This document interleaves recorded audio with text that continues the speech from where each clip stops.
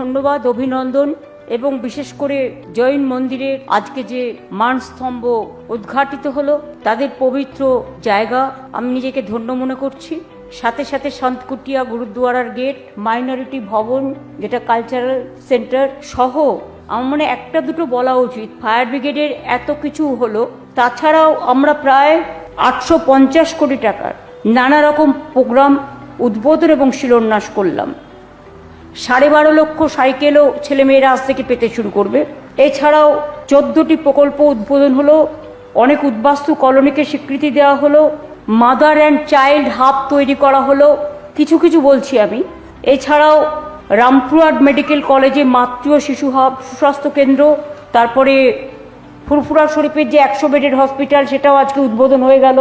Diamond হারবারেও mother and child hub যেটা hospital হয়। এছাড়াও পুরুলিয়া, বাঁকুড়া, বীরভূম, হুগলি, হাওড়া, উত্তর 24 পরগনা এই সমস্ত জেলা মিলিয়ে একেবারে নর্থ বেঙ্গল থেকে শুরু করে সমস্ত জায়গায় অনেক প্রকল্প উদ্বোধন হলো। ঝাড়গ্রাম জেলাতেও, পশ্চিম মেদিনীপুর জেলাতেও, পূর্ব মেদিনীপুর জেলাতেও, পূর্ব বর্ধমান জেলাতেও, পশ্চিম বর্ধমান জেলাতেও, মুর্শিদাবাদ জেলাতেও, উত্তর দিনাজপুর জেলাতেও, মালদাতেও, কোচবিহারেও, জলপাইগুড়িও, আলিপুরদুয়ারেও, দার্জিলিংয়েও প্রকল্পগুলো করা হয়েছে।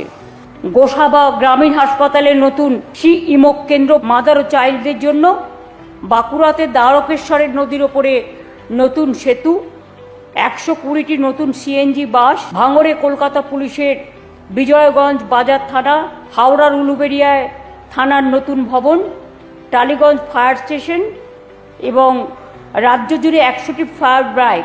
এছাড়াও অনেক স্কিম করা হয়েছে।